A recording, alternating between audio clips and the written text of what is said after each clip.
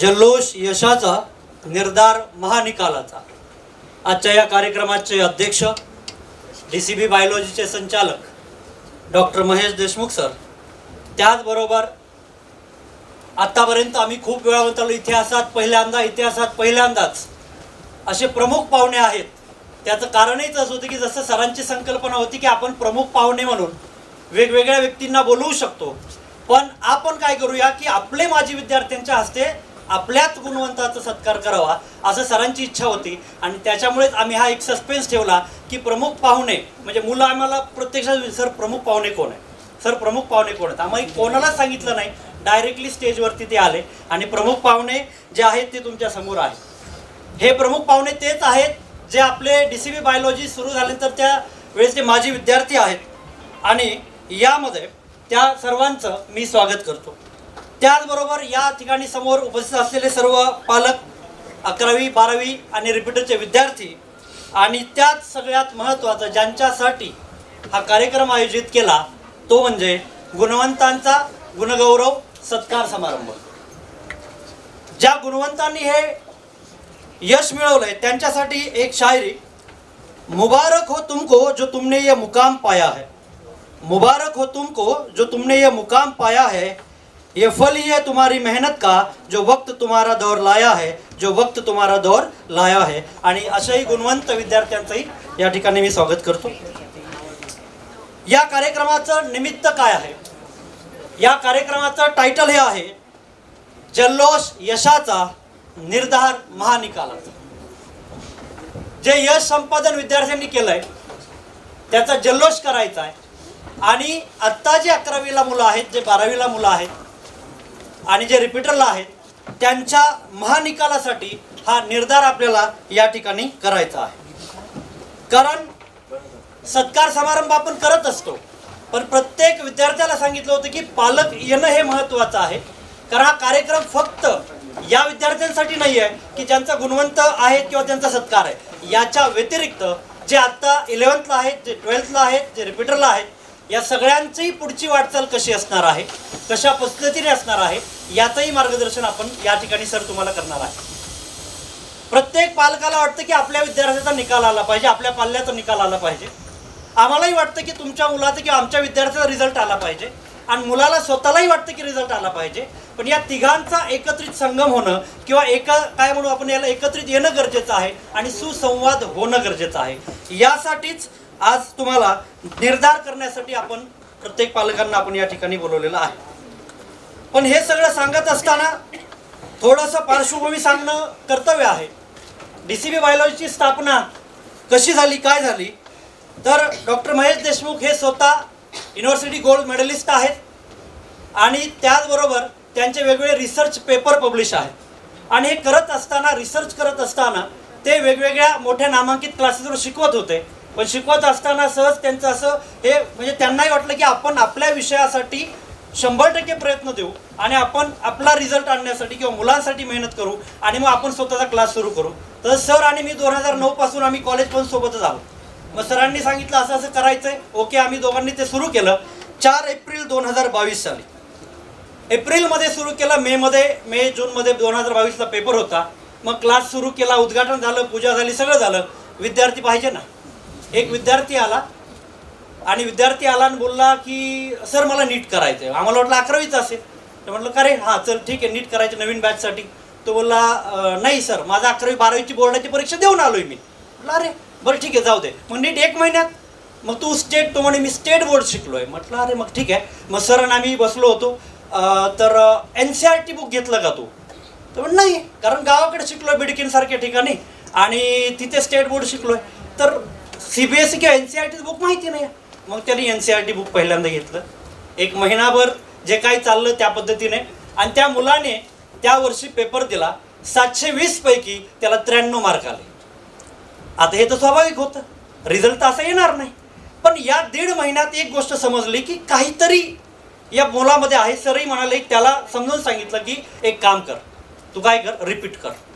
तो म्हणे sir physics आपल्याला येतच नाही, मी BSc करतो। सर म्हणे BSc जाऊ दे, BMS करतो का? अरे मग तो भारी होईल, म्हटलं आयुष्यात म्हणजे खानदारात पहिला BMS होईल। म्हटलं ओके। मग सरांनी त्याला असं कन्व्हिन्स केलं, आम्ही त्याला आणलं त्या बॅचला. त्या बॅचला आल्यानंतर त्या विद्यार्थ्याने वर्षभर बायोलॉजी केमिस्ट्री इतकी प्रचंड मेहनत केली. मेहनत केल्यानंतर बायोलॉजीमध्ये 320 मार्क मिळवले, केमिस्ट्रीमध्ये 101, 421 मार्क मिळून तो मुलगा BMS झाला आणि डॉक्टरला गेला किंवा त्याचा नंबर लागला. आणि विशेष तो सस्पेंड मला सांगायचंय की तो विद्यार्थी आहे स्वप्नील राठोड. याचा विशेष जे म्हणतात रिपीट करून काही होत नाही, 93 मार्क होते 720 पैकी. पण त्याचं म्हणजे माहितीच नव्हतं ना, काही बेसिक होतं. पण आल्यानंतर बिचाऱ्याने प्रचंड मेहनत केली, कष्ट केले.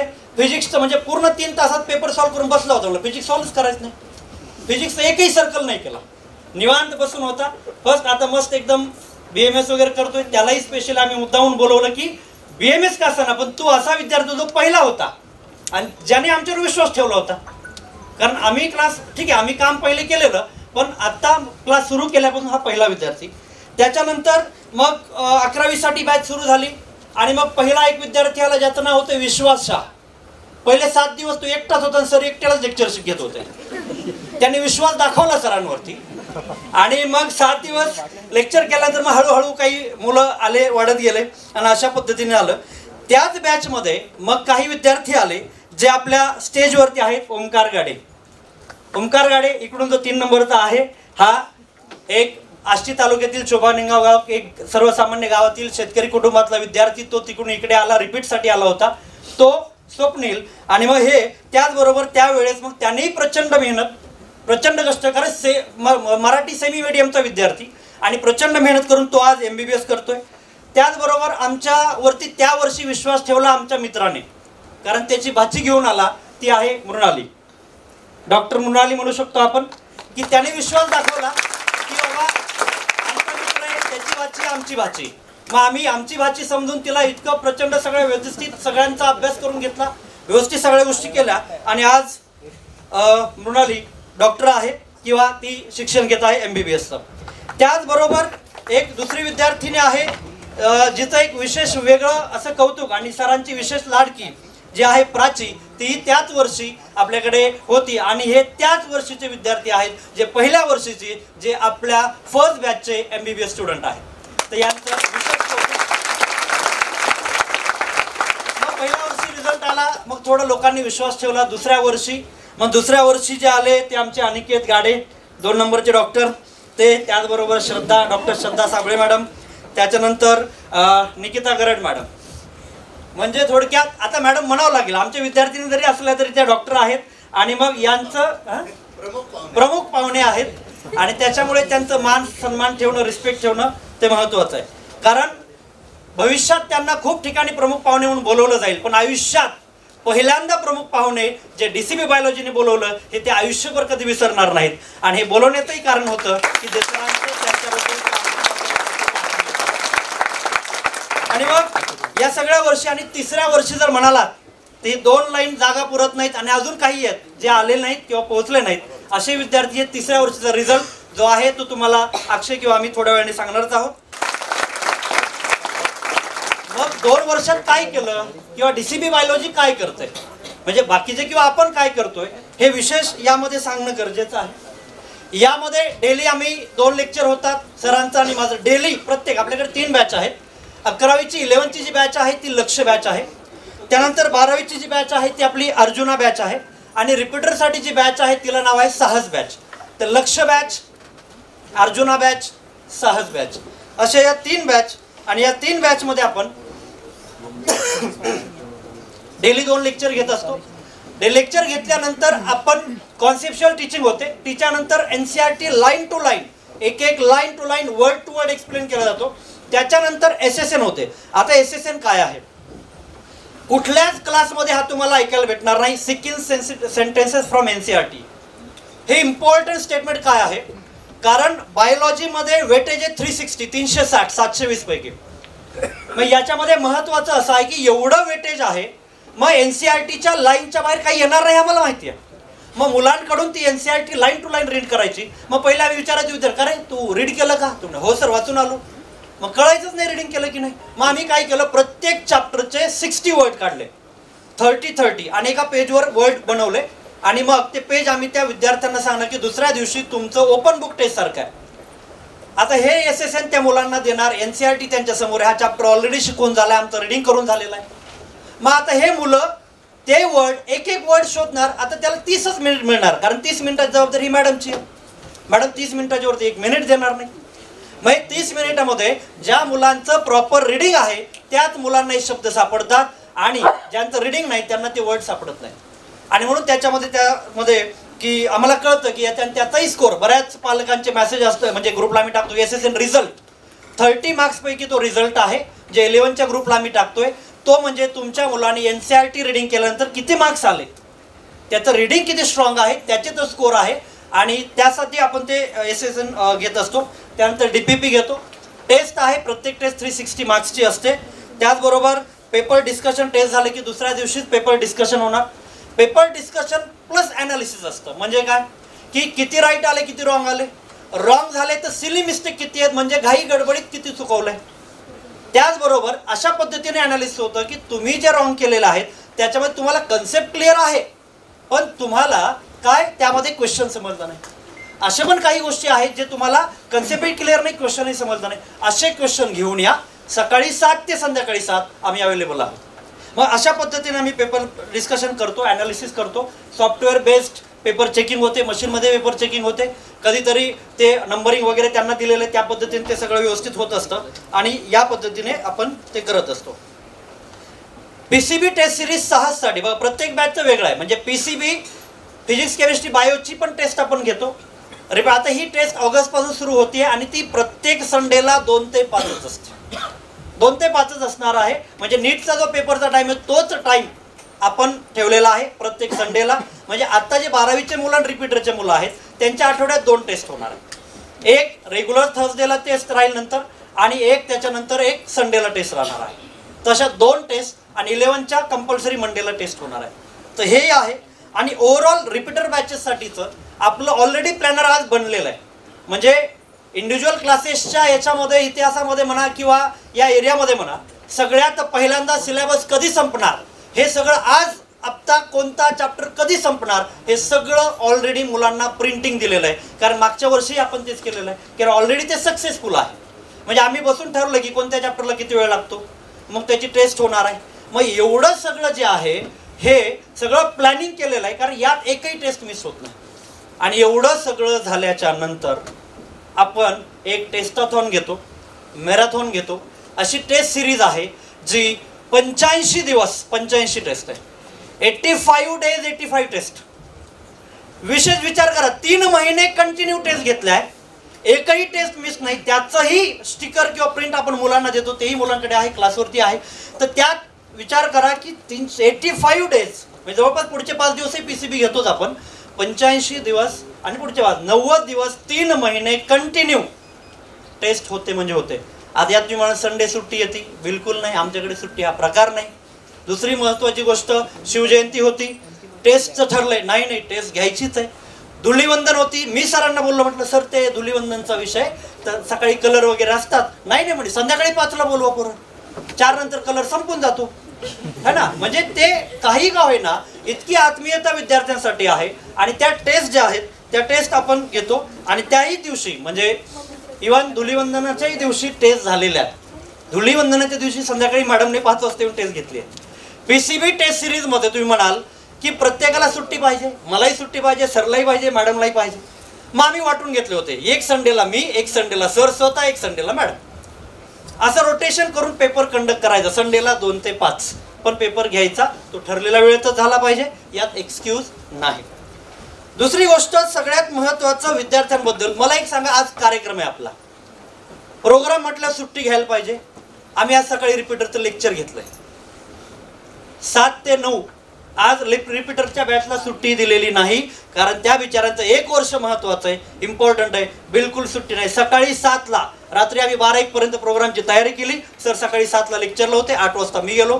7 ते 8, 8 ते 9 2 लेक्चर घेऊन आम्ही आज नंतर पुढची तयारी केली. पण आज प्रोग्राममध्येही सुट्टी दिलेली नाही. देऊ शकत होतो, काही एवढा विशेष नव्हता, पण ही याच्याही आहे. एक दिवसाचा असाच किस्सा आहे की काहीतरी मोर्चा वगैरे होणार होता आणि सर मी कॉलेजला सोबत असल्यामुळे आम्ही पर्सनल दोघात आरतुरे करतो. मी सहज म्हणलं का रे आज मोर्चा आहे, म्हणजे उद्या मोर्चा आहे, तर एक काम करू, सुट्टी देऊन टाक. मला म्हणे मोर्चा किती वाजता आहे, काहीतरी कार्यकर्ते. म्हटलं 10-11च्या नंतर मोर्चा वगैरे असतो. म्हणे हे कार्यकर्ते झोपेतून उठून येईपर्यंत आपलं लेक्चर होतंय ना. बोलून ठीक आहे बोलवायचं तर 7 ते 9 लेक्चर, मुलं आपल्या घरी जातात तोपर्यंत, कार्यकर्ते उठून रस्त्यावर येईपर्यंत पोरं घरी. तर बायोचं लेक्चर तर होत आहे, लेक्चरला सुट्टी नाही. बरोबर.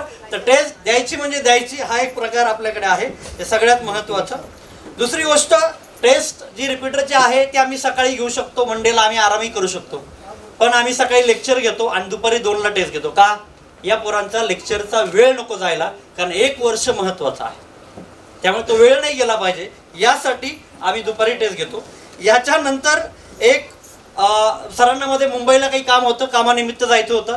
मग आता कामानिमित्त मुंबईला जायचं आहे, तर जायचं असताना मग काय जाऊ शकत होते सकाळी 5 वाजता वगैरे. नाही म्हणा, मी 7 ते 8 मी घेतो, 8 ते 9 तू घे, पण मी लेक्चर घेऊन जातो. लेक्चर घेऊन मुंबईला गेले, रात्री 12-1 वाजता आले, रात्री सकाळी परत 7 सरचं लेक्चर पहिलं असतं, दुसरं माझं असतं.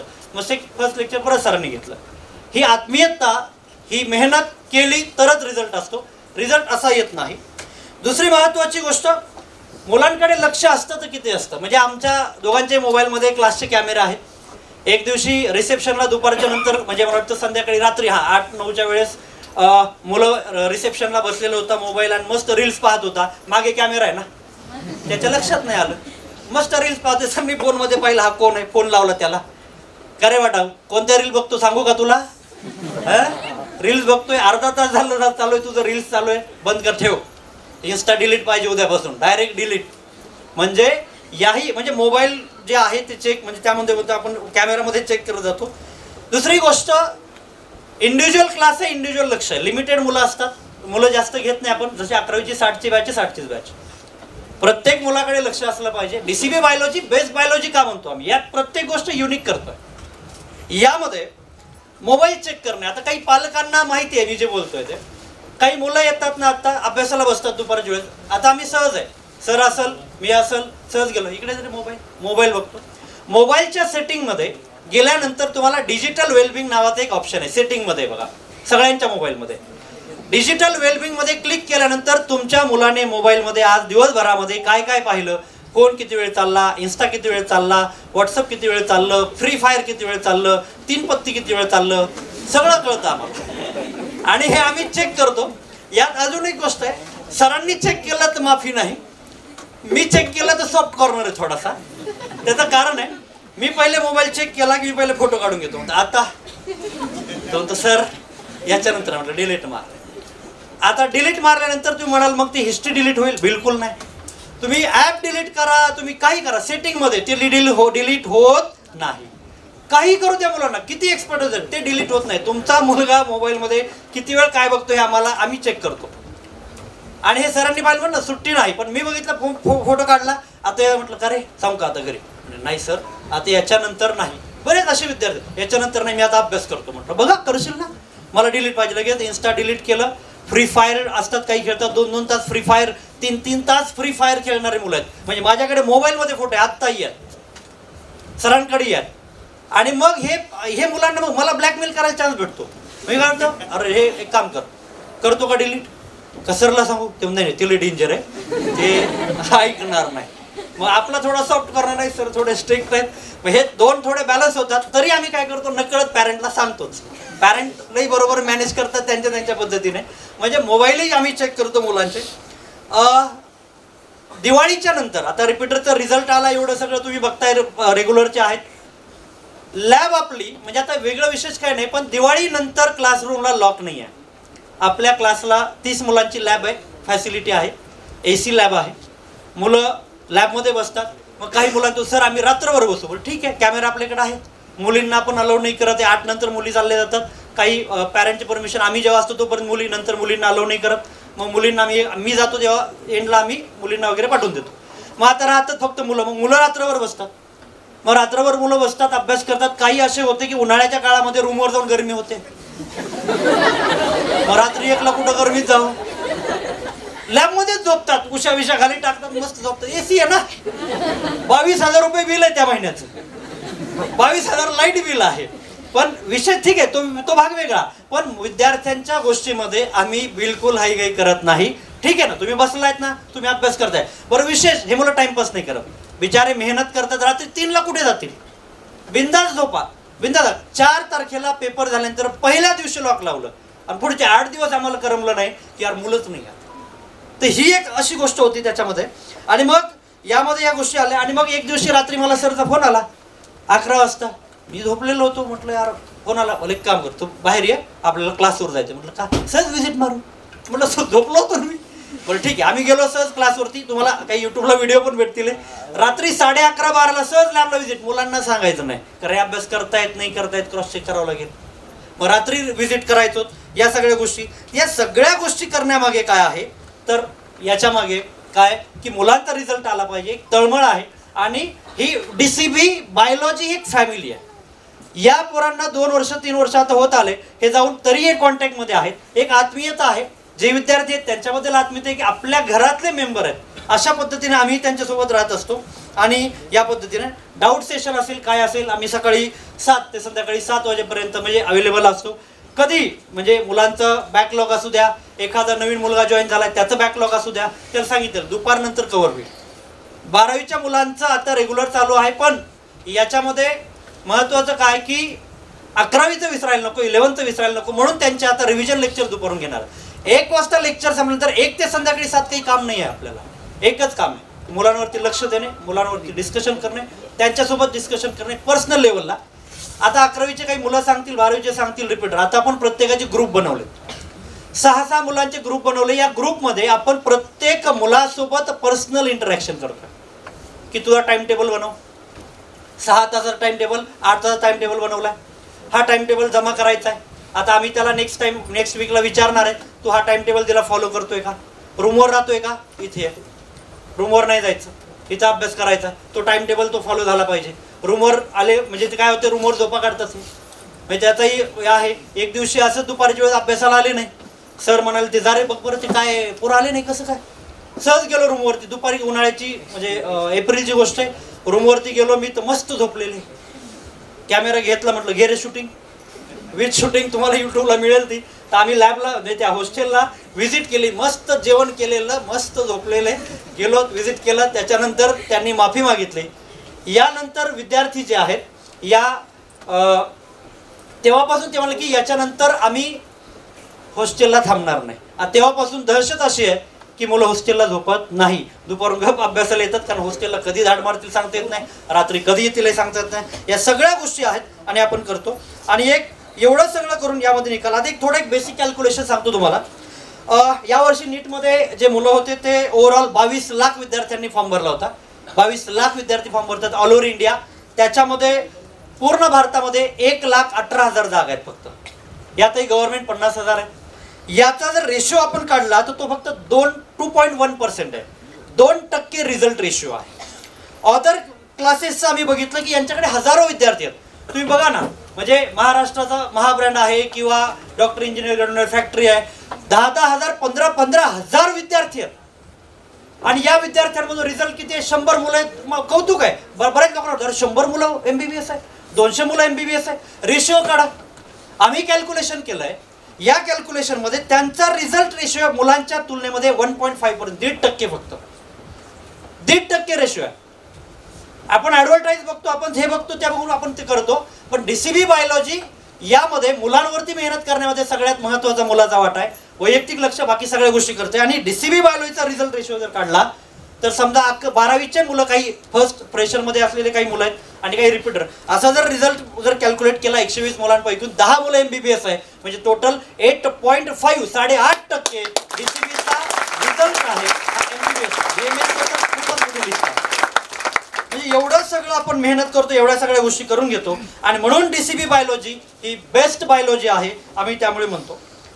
यात एवढंच आहे की जाता जाता एवढंच बोलेल, जे मुलं आता 12वीचे आहेत, जे 11वीचे आहेत आणि जे रिपीटरचे आहेत त्यांच्या रिझल्टसाठी मुश्किलों से भाग जाना आसान होता है, मुश्किलों से भाग जाना आसान होता है, हर पहलू जिंदगी का इम्तिहान होता है, डरने वालों को कुछ नहीं मिलता जिंदगी में, डरने वालों को कुछ नहीं मिलता जिंदगी में, लड़ने वालों के कदमों में जहान होता है, लड़ने वालों के कदमों में जहान होता है। धन्यवाद।